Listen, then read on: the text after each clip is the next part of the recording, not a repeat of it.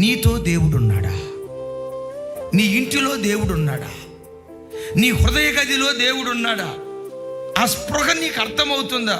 నాతో దేవుడున్నాడు, ప్రక్కనే ఉన్నాడు, నా ఎదుటున్నాడు, నా చుట్టూత ఆత్మస్వరూపిగా నన్ను ఆవరించాడు, నా దేవుడు నాతోనే ఉన్నాడు, నాలోనే ఉన్నాడు అనే నిశ్చయిత ఈ వాక్యం వింటున్న నీ బ్రతుకులో ఉందా?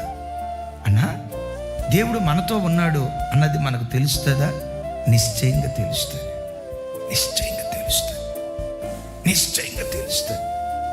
తన దేశంలో దేవుడు లేడు అన్న సంగతి దావీదు ఏం చేశాడు? ఒకవేళ దేవుడు నీతో లేకపోతే, దేవుని ప్రభావం నిన్ను విడిచిపెట్టినట్లుగా నీకు అనిపిస్తే, దేవుని ఆ సన్నిధి నిన్ను విడిచిపెట్టినట్లుగా నీకు అనిపిస్తే, దావీదు ఏం చేశాడో ఈ పునరుద్ధానపు వేళ ఆ పని నువ్వు చేయగలిగితే, నాకు దూరమైన దేవా మరలా నాలోనికి రాయా, నన్ను విడిచిపెట్టి వెళ్ళినయ్యా మరలా నాలోనికి రాయా, నా ఇంటికి దూరం అయిపోయిన దేవా మరలా నాలోనికి రాయని దేవుడు ఒక్కని నువ్వు ఆహ్వానిస్తే, ఎగైన్ నేను చెప్తున్నాను, ఈ దేవుడు ఎవరో తెలుసా?